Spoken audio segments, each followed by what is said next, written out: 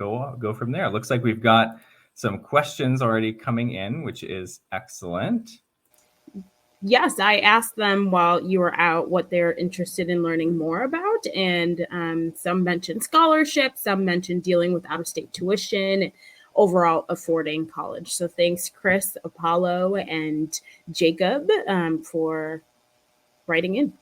Great. Yeah, those are some excellent questions that we will certainly have some opportunities to address as we move through the presentation today. And very briefly, since I took up a bit of our time there getting the audio and video going, wanted to introduce myself to say that I'm an associate principal here at EAB in our Financial Aid Partner Success Division, which works with colleges and universities around the country on their enrollment goals and setting scholarship and financial aid policy to achieve those goals. And so that background is my current role. And prior to that, worked in undergraduate and law admissions, as well as college access. I worked with students through the CollegePossible program here in the Twin Cities in Minnesota, which is where I am based. And so if we have any CollegePossible folks joining us, a shout out to all of you today. So just a little bit there. In terms of where we're headed, certainly we'll talk about affordability today. That is the main goal. And so we'll talk a little bit about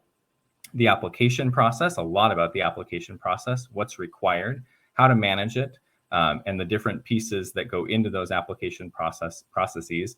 And we'll leave some time for questions at the end as well. And so without further ado, we can dig right in and talk about the application process. And so I want to say there are some big players already making some noise about financial aid applications this year.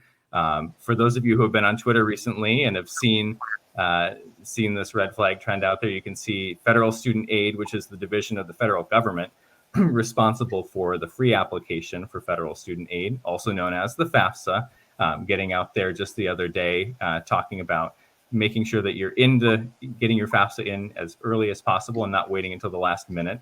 So we'll talk about when the last minute is and what that means. And then, of course, Michelle Obama's Better Make Room campaign, looking at sort of the renewability of that FAFSA and filing every year, and their tweet on the bottom half of this. So some big players getting out in front of this year. And my message to all of you today is to say that schools are certainly ready and waiting, and this block party is certainly an example of that. But to say, too, that a financial aid application is a really crucial part of your college applications. And often when we think of college applications, we don't necessarily think about the financial aid pieces of it until we've already completed all of those essays, submitting transcripts and so forth, letters of recommendation. But really now is the time to begin that process. And even for students who are not at the point where they're actively applying, they're not seniors yet, it's still an excellent time to start educating yourself about that so that you can hit the ground running when it is your time to begin those applications.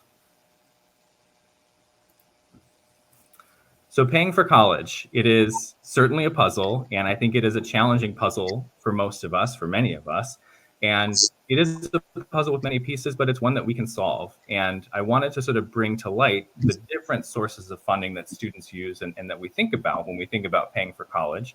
And so you'll see here a couple of the different examples, broadly speaking, of the different sources of funding that students use. And I saw, I think in the chat already, a mention of scholarships. And that's when our mind goes to paying for college. That's often where it first goes.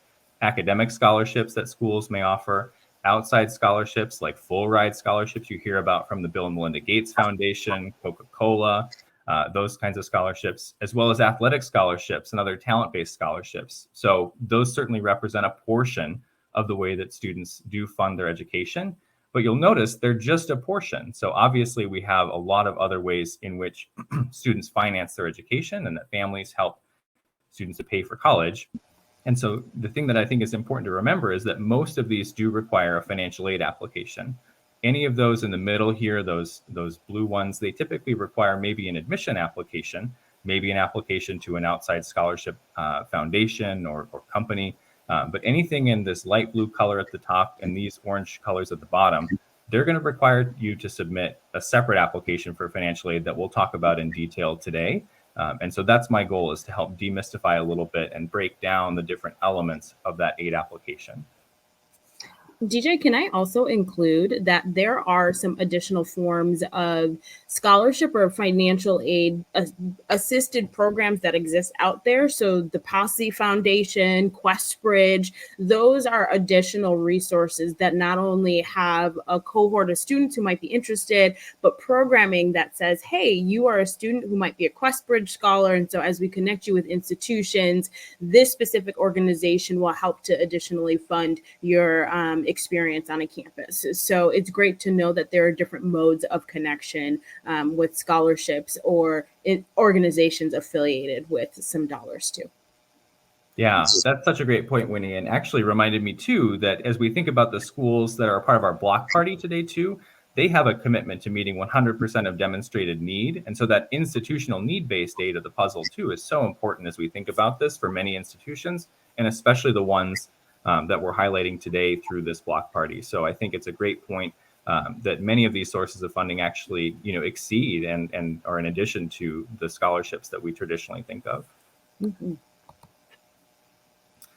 So those 8 applications, this is where we're really going to break things down. And I wanted to start off by thinking about kind of the portion of the college application that I think gets the most press. It certainly gets sort of the most marketing and the most stress in a lot of cases. And that's obviously the admissions application itself with the essays and transcripts and letters of recommendation. Obviously, many students, I think about the common application. Of course, there are university systems that have their own applications and so forth. But ultimately, this is really just a portion of it. And so again, as you think about paying for college, this, generally speaking, only covers kind of that middle portion of that previous slide with the academic, talent-based, and other scholarships. Some schools may require a separate scholarship application, but many do automatically consider students for merit-based awards based on their application. But I think it's important to sort of emphasize from this point forward that everything below this line here is going to require some additional documents, some additional information, and some additional work on the part of the student and the family. And so my goal is to really help break that down into some steps and answer questions about how to get those forms submitted.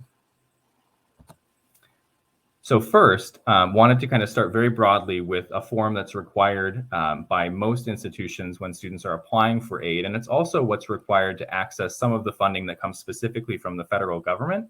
And that's the FAFSA. And I think it certainly gets the most press when it comes to aid applications. So you've got the FAFSA, really sort of required across most colleges and universities for U.S. citizens and eligible permanent residents. And I think it's worth noting that that's specifically the population for whom this form should be used, since it does require a social security number to be completed. But it is always free, and it's designed that way so that any school or college or university that's out there can use this form, at least in part, if not in total, to award students their need-based aid, as well as award any additional eligible financial aid they may get from the federal government, including federal Pell Grants, supplemental educational opportunity grants, as well as federal work study and even the direct loans. So in order to be able to access some loans, and particularly those loans that are available directly from the federal government, the FAFSA is required. And the great news is that you could submit this if you wanted to today. We'll talk a little bit more about kind of the nuts and bolts of what's required there and so forth on a couple of the later slides. But it starts becoming available in October 1st of a student's senior year. So obviously, being that we're 2 weeks past that now, that form is available. I'm curious if any of you out there have already submitted a FAFSA. So if you have, go ahead and say so in the chat. But if you haven't, this is certainly a great first step. And it's something that you can complete now because the documents that are required and the information that's required looks back at 2020. So most families do have the information ready and available to submit, and we'll talk about what's required on that form, like I said, a little bit later. The next form that can be required by some schools, it's required by about 400 schools, or I should say offered by about 400 schools across the country, and that's the CSS profile. It's actually a document that's produced by the College Board, so the same folks that bring you AP exams, the SAT, and so forth. And I'm not certainly trying to make a comment on, what that form is or how fun it is necessarily, but it is, I think, a great form that most of the schools that utilize it use in order to award an additional amount of their institutional aid to students. And so I think it's really important to say that the schools that do require the CSS profile are often schools that do have more institutional aid available for students on a need basis. So it is available to any student as well. So some schools will offer this as an option for students who are not domestic US citizens. So regardless of citizenship status, you can complete this form. It does have a fee that's associated with it, which is $25 to submit to a single school. But I think it's really important to note that it is free for US citizens whose families make under $100,000 a year, as well as any student, US citizen or otherwise, who is eligible to receive an SAT fee waiver. It doesn't necessarily mean, as I understand it, that you need to have taken the SAT, especially this year and these days with most schools being test optional. Obviously, that would be sort of not a great requirement, but it is my impression that I think most students do need to have at least registered for an SAT and received a fee waiver in order to qualify for a fee waiver for the CSS profile. Regardless, you certainly, when you fill out the profile, do receive that fee waived automatically if you're eligible to do that. And you can submit an additional form if you need to have that fee waived if it's a hardship for your family. So I think it's important to kind of emphasize here with both of these applications, the goal is to make it free and accessible to any student and to any family. But there may be some additional steps that you need to take to make sure that's the case. DJ, can I ask a question before we head on to your last and final point on this slide? For some institutions out there, they might not even have the CSS profile as a requirement for their financial aid application. So could you speak to why there are benefits to having a CSS profile in addition to a FAFSA application for some institutions? How does the combination support you or support students in getting the most reflective financial aid packages? Yeah, it's a great question, Winnie. And there are a couple different things I would say. I think the first thing I would say, it's a good point that you made, that the schools that do require the CSS profile, often for eligible students, do also require the FAFSA. And so both of these documents are required, generally speaking, at a school that requires the CSS profile. And the reason they're asking for that additional document is because there's some additional information there that's not available on the FAFSA. And so it does a couple of things. The first is that it captures some more information that shows a family's financial circumstances in greater detail, which allows the school, generally speaking, to award more aid to those families because there's not as much information about the family circumstances that's presented on the FAFSA. But the other thing as well is it does allow them to restrict a little bit that financial aid in the ways that they want to as an institution to be able to award as much as possible to students and families who need the funding, whereas the federal government is going to use sort of the same methodology to calculate the financial aid eligibility of each student. So I think of it this way, that the schools that require the profile are often doing it in such a way that they can be more generous with students and families and to be able to award their institutional dollars to the highest degree possible in most cases, and in some cases to restrict what they're awarding only to be able to provide it to students who do have that significant need.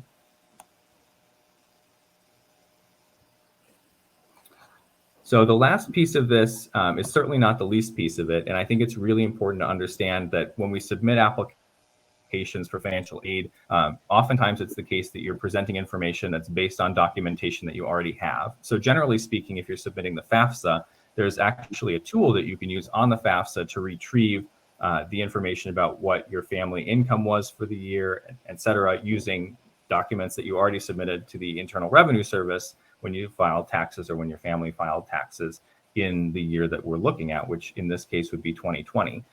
That being said, in some cases, and we'll talk a little bit more about this later on in greater detail, schools will need to verify the information that's presented on those forms using the actual documentation that the information comes from. So the other piece that can be required in many cases and oftentimes is requested are tax documents, including tax returns, W-2s that show earnings, as well as other forms that show income information for families. And so these are required by some schools that require the CSS profile. And the CSS profile actually has an integrated platform called iDoc that you can use to submit these forms in one place to the schools that you're applying to. So it is sort of a convenient way to be able to share that information with those schools. But that being said, not every school that has the CSS profile requires that students submit that information. So it's important, again, to look at each of the schools that you're applying to and assess whether or not that's required. But the other case where this information may be necessary, even for students who don't submit the CSS profile, is if you're applying using the FAFSA, you may be selected to have this information verified. And it's important, I think, to note that schools aren't necessarily, in fact, they are not the ones who are asking you to verify this information, but they are required by the federal government to verify this information with students who are selected in order to be able to receive the federal financial aid, including the Pell Grants, work study, et cetera, that students are eligible for. So what may happen after a student submits their FAFSA to a school is they may receive a notification that they've been selected for verification. And in that case, then you may be required to submit some of these tax documents, or in some cases, you may need to submit other things like proof of citizenship and things of that nature, which again, isn't because the school is asking for it, but it's because the federal government goes through a verification process where they ensure that the information that was submitted on those forms is accurate. Thanks, DJ. I want to also just point out here that we've gotten to the part of the financial aid conversation where it all starts to seem a little scary, especially if your parents out there, if your counselors working to advise students and their families. And so the purpose of financial aid actually is for us to empower all of our students and families who are here to know that you do deserve additional funding from institutions and the government, if allowed, to support you to get to an institution and to help you have that experience. And so we want to make sure that you know that today, this is a conversation to say, yes, while it can be scary, but here are the tools that we can place in front of you to make this more of a streamlined process, or to have you engage in an opportunity to ask questions for different institutions about the process that they use to determine your eligibility for the dollars that they can provide. Mm-hmm.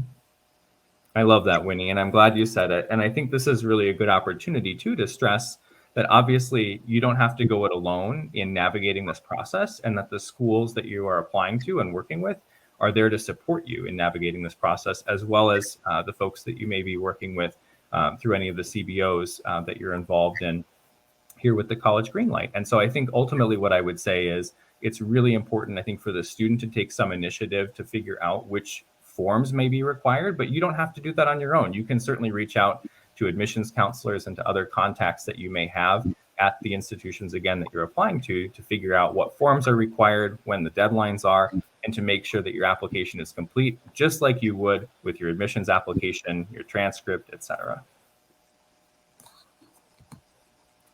So I want to talk a little bit more next about kind of managing that last step of the process that we talked about there, because I think it often gets a little bit overlooked.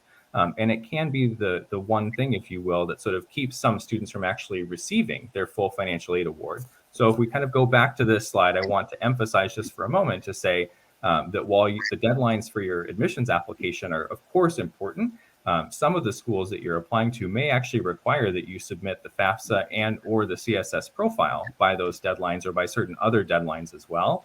And in order to receive a financial aid award from those schools, you will need to complete that process. So I think it's really, really important, again, to be as proactive as possible and to figure out what the requirements are and when those deadlines are for the given schools that you're applying to, and to make sure that these forms and information are provided in a time that will allow you to be able to get your financial aid award and that information as soon as possible.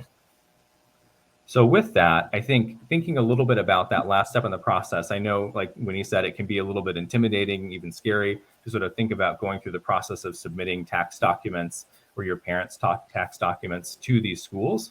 And I think it's really important to understand that this is not designed to be challenging in and of itself, although it certainly is challenging. But the goal, I think, in today's conversation is to really help explain why it is that this information is being asked for and what you need to do to make sure that you can get what you need out of this process. So in terms of the managing those requests for verification as well as additional information, there are a couple things that make this challenging. And one certainly is that when you receive the communication from schools can vary in terms of when you find out about additional information being required. Each school's approach being a little bit different to this process. And so we'll talk a little bit about each of these different challenges and how to overcome them. So first, one of the things that I think is important to understand is that the information that you submit on the FAFSA is from essentially 2 years ago. They call it the prior year. And the reason for that is that in order to make the form available in October, but still have complete information that we can ask for, we have to ask for information that is at least 2 years old so that we have a full year of information, financial information from a family to be able to evaluate it for financial aid. So when students are applying this year, for example, for entry in the fall of 2022, for example, the information that you'll submit on the FAFSA will be from 2020, because that's the last year that we've gone all the way from January 1 to December 31. And ultimately then, if we've got any juniors in the room who will be applying for 2023, for example, that year would be 2021. So the goal there really is to be able to allow students and families to submit the FAFSA and to provide that documentation as soon as possible. But that does create some other challenges, right? Because if we're looking 2 years behind, sometimes there are differences between a family's circumstances in 2020 and where you are today. So we'll talk a little bit about how to navigate that, but it can create some issues on the FAFSA and create sometimes scattered requests that come from schools for additional information to assess an application for financial aid. The other thing too that schools will do that's sort of related to that is that they may estimate an award. So for example, if a student is selected for that verification process in the FAFSA that I mentioned, many schools will still provide a financial aid award, but they'll often say it's estimated based on the information that they have until the student completes the verification process. Now, let's say that student decided to enroll at one of those schools. If you enroll without completing the verification process, that estimated award actually won't get applied to your student bill. So you wouldn't have that financial aid available to you, again, until you complete that verification process. And so that's where, again, I think the timing can be a little chaotic and the communication can be a little bit confusing. So it's important, again, to make sure that you're staying on top of what those requirements are and what you do receive from each of the schools, because some of them will do the outreach before you receive an award, some will be after, but ultimately the notifications are important to find. The second piece of this that I think can make it challenging, of course, is that if you're applying to 8 different schools, for example, you're probably going to have 8 different sort of processes and deadlines for the financial aid application, just like you did for the admissions application. So it's important to research each of the school's websites really carefully, and again, to get in touch with folks at the school in the admissions office to make sure that you're understanding things correctly and to make sure that their websites are up to date with the information that you need.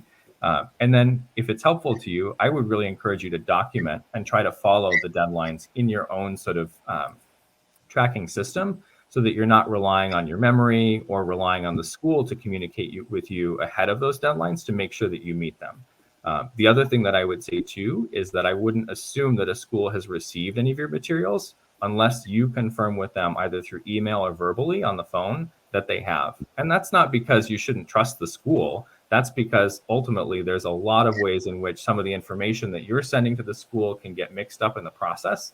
So I think it's really important that if you haven't heard confirmation that everything is complete in terms of your FAFSA or your CSS profile, any of those other documents, that you do reach out to the school ahead of the deadline, ideally, to make sure that that information has been submitted. And I don't say that for the school's sake. I say that for your sake, because ultimately, sometimes if you miss those deadlines, you could miss an important opportunity to be able to get funding for yourself from some institutions or obviously from the federal government in some cases. I just want to reemphasize that point that DJ just made, because it's not a universal experience for institutions to treat financial aid the same. And so when you are working with different institutions, whether it's our liberal arts colleges to big universities, they do put parameters around the process in which a student can apply for financial aid. And so you need to make sure that your counselors are supporting you here to help you understand you must meet this deadline and you must have those deadlines in place for you to understand this separate institution has a deadline of this date and this institution has a deadline of this date. And under this deadline, this might mean that I am qualified or I can receive X, Y, and Z additional funding. And so it really goes into this next point that DJ is about to make, but it's just super important for you all to just know how much you should pay attention to timing. I really couldn't say it better, Winnie. It's super important to be proactive. And so I think to try to summarize it to the best that I can if you've completed your admissions application and your financial aid application, once you receive that exciting letter in the mail or in your email that says you've been admitted, within a couple of weeks, generally speaking, again, if your financial aid application is complete, you should receive a financial aid award. Now, I would say the proactive piece of this is do not wait until that point in time to make sure that your application is complete. Because again, some deadlines really do matter. And if you miss them, for example, it may impact your eligibility for aid. And each school is different, like Wenie emphasized there. And so I think it's important. One of the things you can do to be proactive and to help you to achieve this is to identify advocates in the admissions office or financial aid office at each institution, and to be able to ask those advocates both about navigating the process, because they're happy to help you do that, as well as then to make sure that when you've completed that process, you can confirm it before you get to the point where you would be expecting to receive information about your financial aid award, because at that point, it may be too late to get an application complete. It may not be, but it also may be. So that's why, of course, that proactivity is crucial. All right. So I want to talk a little bit about some of the other potential requests that we could get for additional information, as well as how to be proactive in providing some of that information to schools. And so we'll move in that direction, and we can continue on that conversation. So this is specifically kind of thinking a little bit about the FAFSA, but it's also true in some ways about schools that ask for information on the CSS profile as well. And it goes back to that point that I was trying to make earlier about we're using information that's 2 years old in most cases to apply for financial aid. And so again, there could be just naturally in the course of life changes in family circumstances between those 2 years. And so it's important that you are proactive to the degree that you can and that you're comfortable to communicate that to schools. And I would say, even if you're not comfortable, my encouragement today would be that it's really important for you and for your family to be advocates for yourselves in this process. And so I would encourage you that if there have been some changes in your family's financial circumstances between whatever the information is that you're submitting, whether that's 2020 or 2021 or some date beyond that, and whenever it is that you're actually applying. And we'll talk a little bit more about some of the circumstance changes that you might want to communicate. But ultimately, on sort of this green side of the screen, I'll talk a little bit about what you should submit and then how to capture that information. On the left-hand side, I just want to mention briefly before we do that, sometimes it's the case that try as, we all might to be as accurate as possible when we're submitting information. There may be errors that you need to correct when you submit the FAFSA, and you can certainly do that. And there's no penalty to do that. There's nothing wrong with needing to do it, but it does require a couple of additional steps. And so, for example, if you have a certain number of members in your family, and on the FAFSA you happen to press the wrong number, it was should have been 5 members and you pressed 4, or you were thinking in your head that there are only 4 because you have a sister or a brother or another sibling who's in college that you weren't thinking about. If you need to go back and correct that on the FAFSA, you'll need to sign back into that document, correct it, and then double check to make sure that all the schools that you want to are receiving that updated information. The other thing that I think is really important about this is to make sure that when you do receive a financial aid award from a school, that you confirm that that information was used. Or if you've already received a financial aid award, but then you realize you need to correct this information, make sure that you do go and get an updated award that reflects your financial aid given the changes that you made on the FAFSA or on your financial aid application. So that's just a little bit on correcting things, and we can certainly take questions if there are any, but I'd like to spend a little bit more time, and I go into some detail on this on our next slide about changing things or adding things to the FAFSA. In some cases, this may be related again to the fact that there are things that aren't captured on the FAFSA that have changed since the time it was submitted. But there are also cases where there are certain circumstances that even if you were to talk about information that you have today, it still wouldn't be captured on the FAFSA. It might be support that you have for family members or other sorts of maybe uncovered medical expenses that have been significant in a given year. So we'll talk a little bit about submitting that information. But this is where we kind of get into the special circumstances piece of it. And so that'll be where we'll spend most of the time. But again, in both cases, if you're changing things or if you're adding things to your information, make sure that if you submitted it after you received a financial aid award, that you confirm that it was used. There's a question in the chat from Sarah that says, what happens when the accountant forgot to add all the members of the family? In that case, the taxes were wrong. Yeah. that's, I would say, it's sort of a step removed even from the financial aid process, right? Because we're talking about the actual tax documentation that was used. Without going into too much detail, because you could potentially have an issue there with what's called the data retrieval tool on the FAFSA that actually pulls information directly from the IRS. What may need to happen in that case is that you actually submit an amended tax return before you're able to have your financial aid application updated. But I think, as is usually the case, the answer would be to contact the financial aid office at the schools that the student is applying to, or that the student is planning to attend, so that they can address it. Because one of the things that a school can do is that if a student or parent accidentally misreports information there, they can actually make those corrections as well. So in the case that there may be information that's different on the tax return than what's actually true, they may just ask for some additional documentation or proof, essentially, that situation is different than what's reflected there, and they're able to use their professional judgment to approve those changes. It's a really great question, Sarah. Thanks for answering that. DJ, I do want to ask you this question in relation to adding changes to someone's financial situation, whether or not it's FAFSA, because we might have some of the students in our audience who are international students. And how do they go about adding these changes or additions to their financial circumstances when interacting with an institution? Yeah. It's a great question, Winnie. And so really, I think when it comes down to it, obviously on the left-hand side, we're talking mainly about information that needs to get submitted through the forms. But on the right-hand side, some of this information, again, may not be reflected on those forms. And for students both who are international students or non-citizens, as well as folks who are using that, there are certainly other methods that they can use to submit that information. So the CSS profile, for example, I'll just mention first, does have a section where you can type, and it's a text box, information about those special circumstances, and we'll talk more about what those are. But the other way that you can submit that information is to get in contact directly with an institution's financial aid office to talk to a real human, in which case they may have a way for you to submit documentation if necessary to provide that information. I would say for international students, if they're not using the CSS profile, say, for example, if we had a non-citizen student who's located here in the US, there may be a state-based form. For instance, like in Texas, there's the TASFA, which is the state form that's similar to the FAFSA that eligible non-citizens can submit. So again, you can sort of use some of those forms to submit information, but you can also contact the financial aid office directly via email or via phone and submit that information that way as well.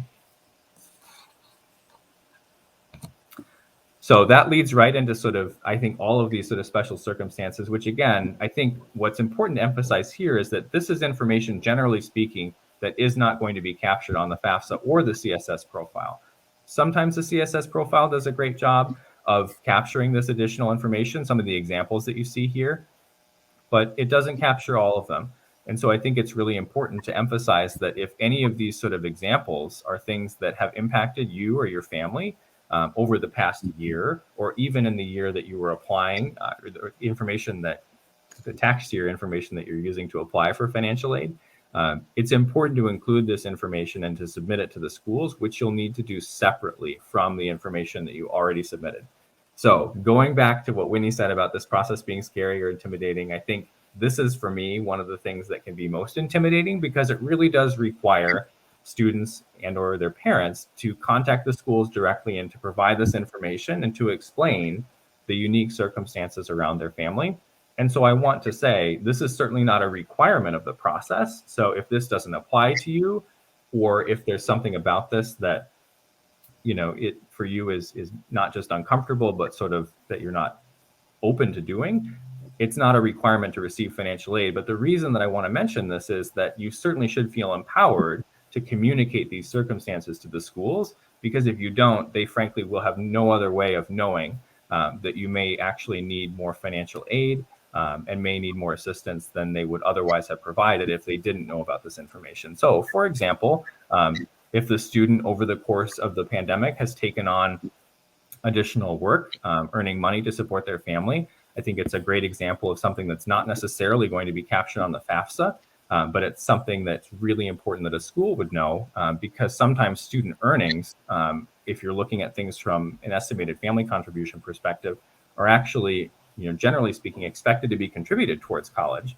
which may not be the purpose of those earnings in a lot of cases. So I think it's really important to explain a family's circumstances and how some of these different examples have impacted your family financially.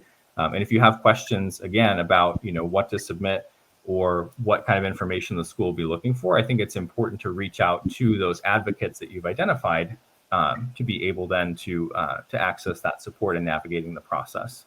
So really, I think at the end of the day, my goal here is to say, obviously, this is not an exhaustive list, but if as you're going through the FAFSA and as you're going through the financial aid application process, it becomes clear to you that there's something that's going on in your family that's not captured in those forms, that should trigger in your mind, this means that I need to reach out to the school and to communicate my special circumstances. This is super important that you bring up these examples because the pandemic really exists, and all of the experiences that everyone has having during the pandemic will continue to impact tax documents, the way that institutions can support students and families, advocates, etc., moving forward. So it's really important that as you consider applying for financial aid and understanding your own circumstances, that if you can, and if you're able to have conversations directly with whoever represents your immediate family or those who will be on those documents, it's important to have those conversations to fully understand what information is relevant for us to share, and then also to understand what information the institution might need from you in an ongoing situation. I know that most often than not, we say, hey, there are deadlines for financial aid, but there are opportunities actually for you to advocate. And that's really important for you to remember, that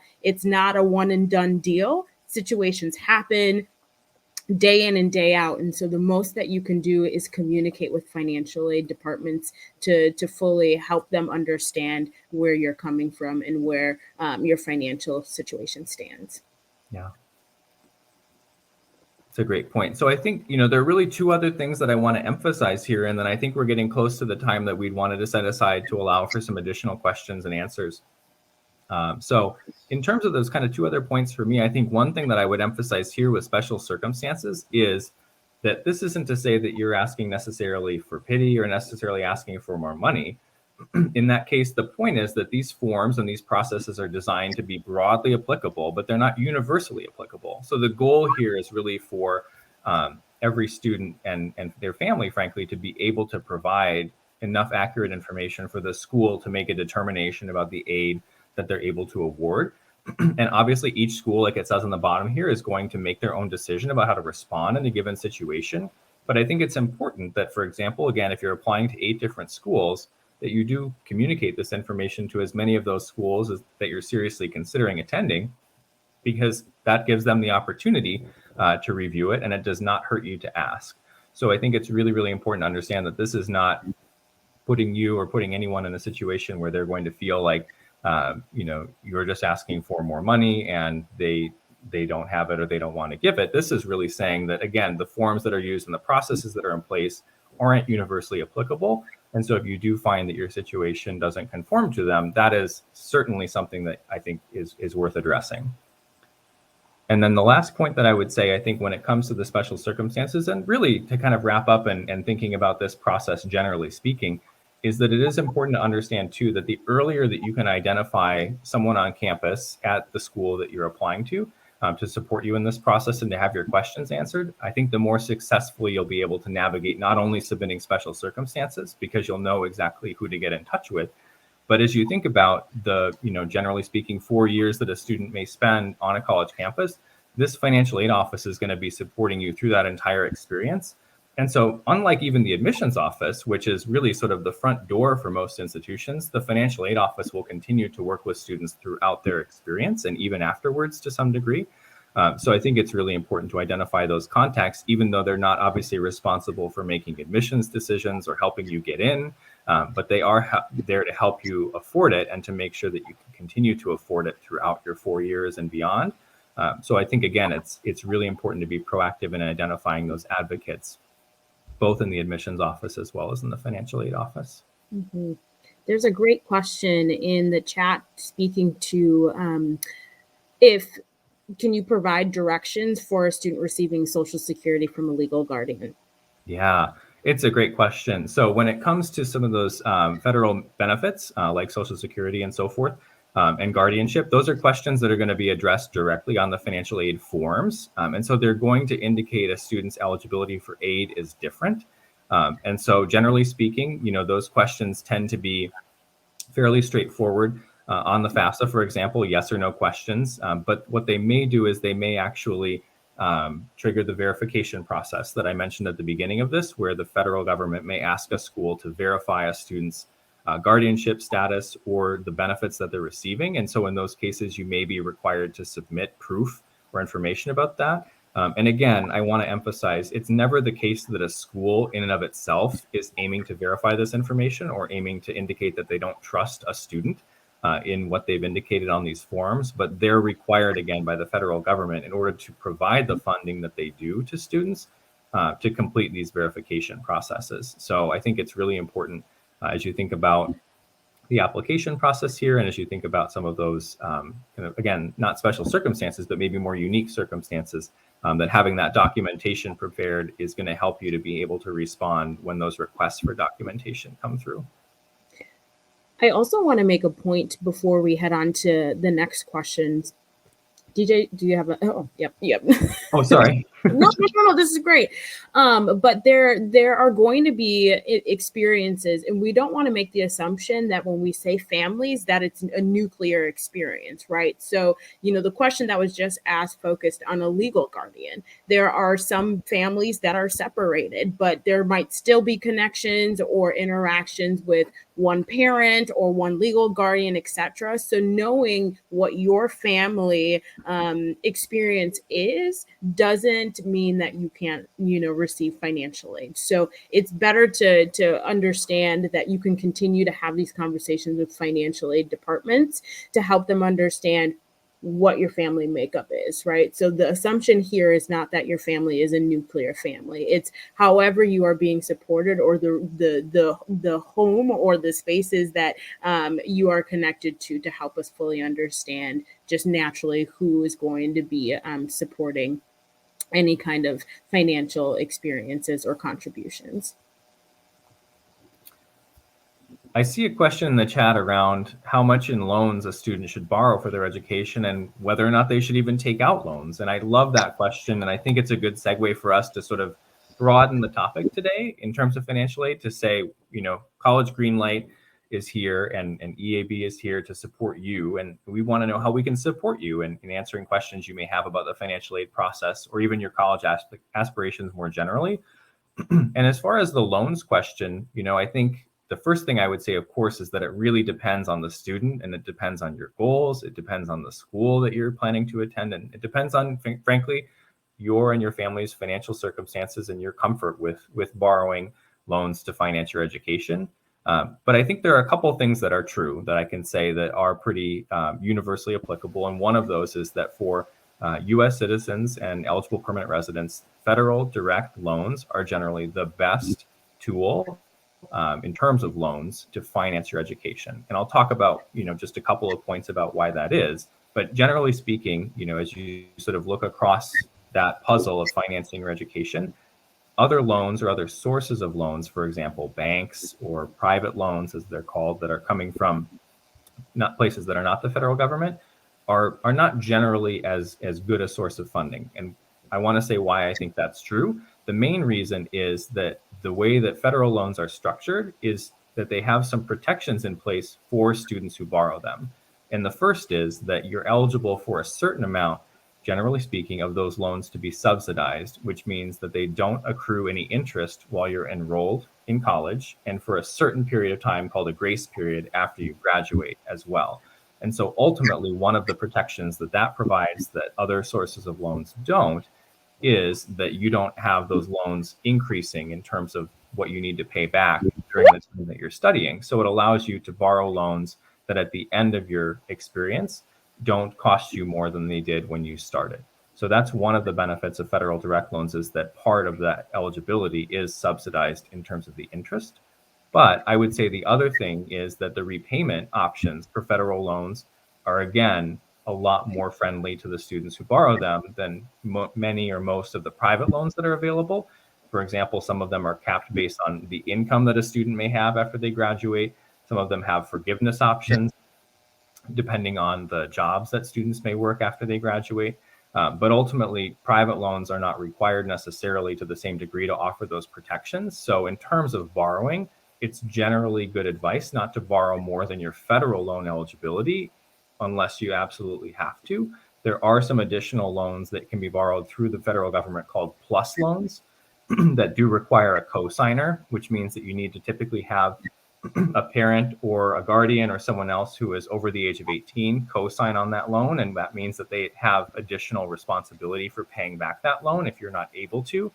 And it does allow you to finance additionally above your own personal federal direct loans, your education. But I would say, generally speaking, if you're getting to that stage of financing, it's worth considering whether or not you're going to be in a position after you graduate to make sort of the minimum monthly payments among all the other expenses that you may have based on the income that you expect to have after you graduate. And so I think that's the other good sort of rule to think about as you're thinking about borrowing is how much money, based on the careers that I'm considering and based on the ways in which I'm expecting to work after I graduate, realistically, what can I afford to pay back?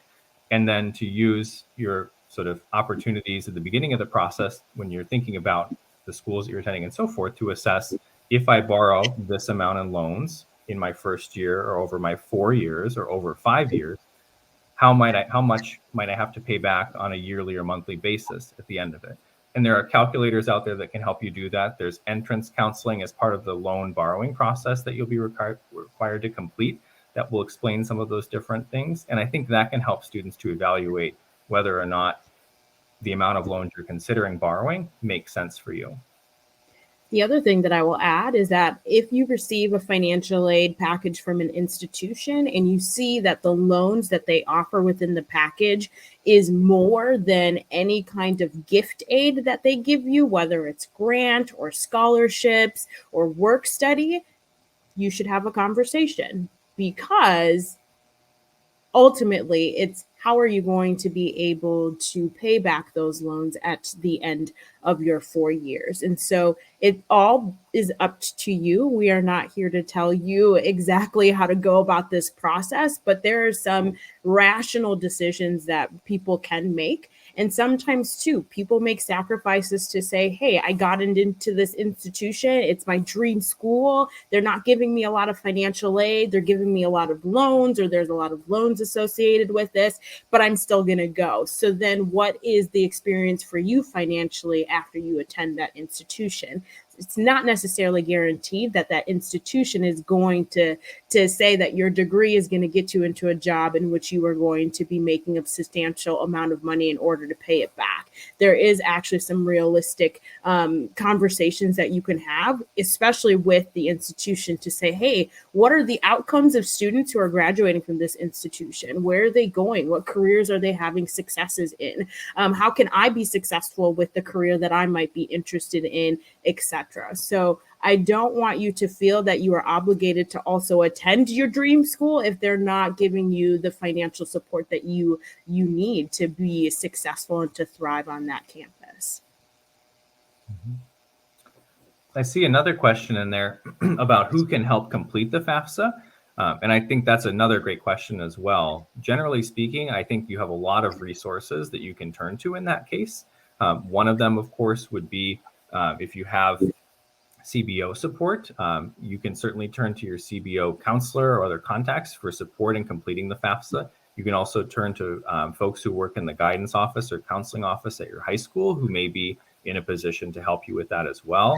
And I would say, in addition to that, if you're looking at applying to certain schools that require that form, which every school that's going to be in the US is going to require, generally speaking, for an aid application, the FAFSA for students who are US citizens or eligible non-citizens. And so in that case, then you could also contact the institution's financial aid office to say, I need some help completing the FAFSA. And I can guarantee you that in addition to helping you, they may actually offer some programming. It could be virtual given the pandemic, or sometimes they'll come out to high schools and support students directly in those high schools in completing their financial aid forms. And so don't be shy about asking for support in completing that form from any of those different sources. And Wenie, maybe I've forgotten a couple of other resources that you want to mention as well. Resources for completing the FAFSA or for aid applications, or maybe I covered them. I was like, I think DJ covered all the ones I would. There is a question that speaks from the chat that speaks to what's the deadline for admission for 2022. And I think we should talk about that because it's often the thought that financial aid is concluded at some part of the year, but it's really dependent on an institution. There are some institutions have rolling admissions.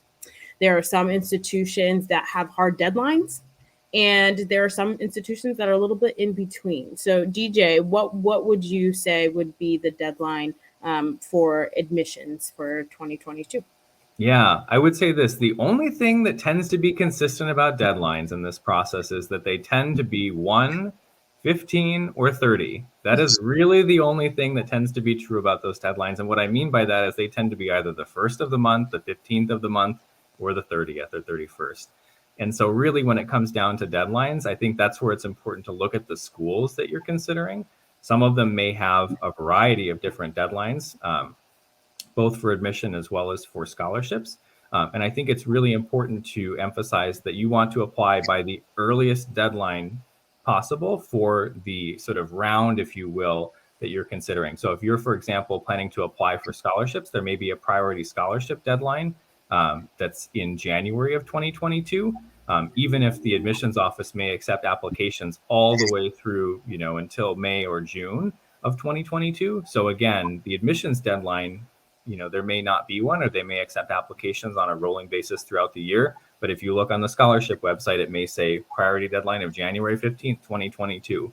So again, I think, important to sort of check things early in the process for each of the schools you're considering, and to make a list of the different deadlines for both admissions and scholarships. Mm-hmm. I want to go back and forth with questions that are being asked in the Ask a Question box versus the chat. And this is a question regarding documentation towards medical issues. So if a significant portion of money is going toward a family member's medical issues, would that be factored by a college ? Or what if one parent who is very, very unlikely to contribute any money at all? What's the process there, or any advice? Two great questions. I would say the first one, the relatively short answer is that it certainly could be considered by a college. It's not necessarily guaranteed, of course, that they're going to use that information to adjust a student's financial aid award necessarily, but they're certainly not going to adjust it if they don't have that information. So it's important to document and submit that as one of the special circumstances that we talked about earlier. It's generally speaking not going to be captured on, it isn't captured on the FAFSA.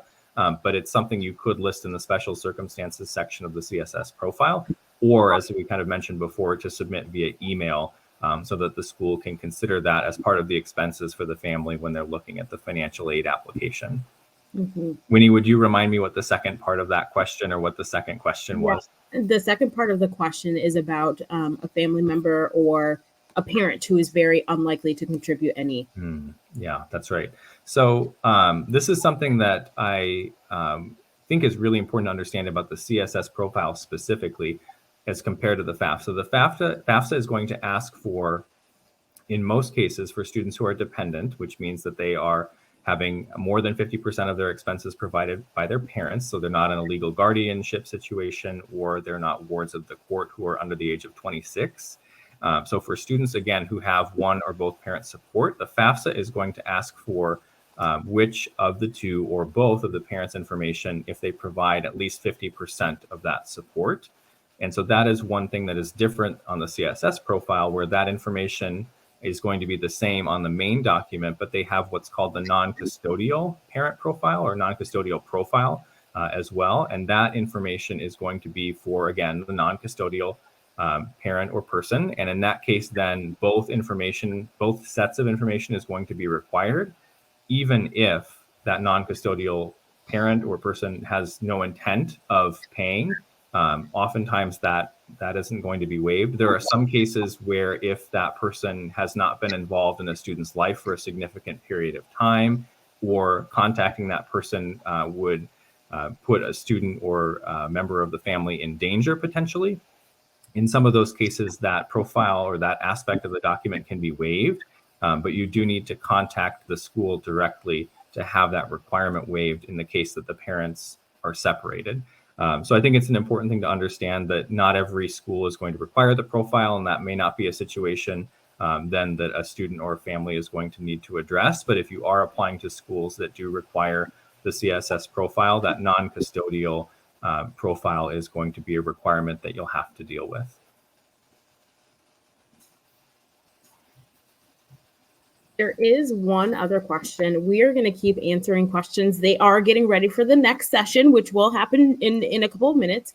But you are all asking very important questions, and we are lucky that this is being recorded. So if you do need to come back and listen through, you're welcome to do that. But there is a question going back to if parents are separated, but taxes were done together. What should they be prepared for in supporting documents to apply? Yeah, it's a good question, and I certainly I think sort of broadly speaking, if we broaden the question a little bit to if the circumstances have changed between the year of that tax information that's being asked for and the year that we're in, generally speaking, what would be best to provide would be up-to-date W-2s or wage information for the parent who has primary responsibility or custody of the child or of the dependent. That would be typically the information that's going to be necessary. But again, kind of going back to the question that was addressed around non-custodial parents, the CSS profile will still ask for both information, but they'll ask for it separately. Mm-hmm. And so in some cases, that information will still be required and you'll still need to present it. But ultimately, if the taxes were done together, and that's no longer the circumstance, then you'll need sort of the most up-to-date information you have from the most recent tax year to be able to submit that, to have that information updated for the financial aid application. And each school may be a little bit different about what they're looking for. Some, may look for more detail than others. But I think ultimately, the best thing that I can advise in a lot of these situations, again, is to get in touch directly with the financial aid office and to ask them so that they can address specifically how that school would handle it. Mm-hmm. Thanks, DJ, for answering that question. I'm going to give us one more moment to just speak to another part of financial aid that we didn't really highlight. And that's okay, because this is the most trickiest part, because it is very calculated, it's very nuanced, and it has to very much reflect the individual and the families that you might be connected to. But let's talk a little bit about scholarships, merit scholarships versus non-academic based scholarships, and any advice that we can give to students, advocates about scholarships and how that plays a role in financial aid. Yeah, it's a great point. And I know at the beginning I sort of glossed over it and I said, everyone thinks about scholarships and that's not the most important part. But of course, scholarships are an important part of financing education. And so I think it would be important to say, from my perspective, there are sort of three categories that those scholarships fall into. And if we think about, athletic scholarships and talent-based scholarships, those could sort of have their own session because they do require, a lot of involvement with the student and family potentially, or the student support system in terms of the application process for those awards. But if we're thinking about sort of academic merit scholarships that you think about most schools offering, I think the biggest piece of advice that I would say is that generally speaking, most schools will have either automatic consideration, in which case you should think of your admissions application as your scholarship application, or they may have a separate application form. And this is true of a lot of public universities and large universities. They may have a separate application that you need to submit specifically to receive scholarships. And so again, it's important as you think about the schools that you're applying to, especially if there is a larger public university on that list, to make sure that if there is a separate scholarship application that you complete it, and complete it by the priority deadline to make sure that you receive any of the funding that you're eligible for. And then the last piece that I would say, the sort of third piece of the scholarship puzzle, are scholarships that are funded by outside organizations. And I think I mentioned, the Bill and Melinda Gates Foundation and the Coca-Cola Scholarship, which of course get a lot of attention because their funding is large and they pay a significant amount, if not all, of a student's educational expenses. But there are all kinds of local and more sort of more local scholarships that are offered to students as well. And so that could be starting with your high school and your guidance office. That could be looking at fastweb.com, which is a great resource, as well as, looking at any of the other sort of foundations or organizations that you, your family, your support system are a part of that may offer additional funding sources as well. So I think it's really important to be proactive in applying for those sources of funding as well, but to know that there is typically going to be automatic consideration for those academic scholarships when you apply. Thank you, DJ. Everyone give DJ a shout out in the chat for walking us through financial aid. Such great information was shared by DJ today.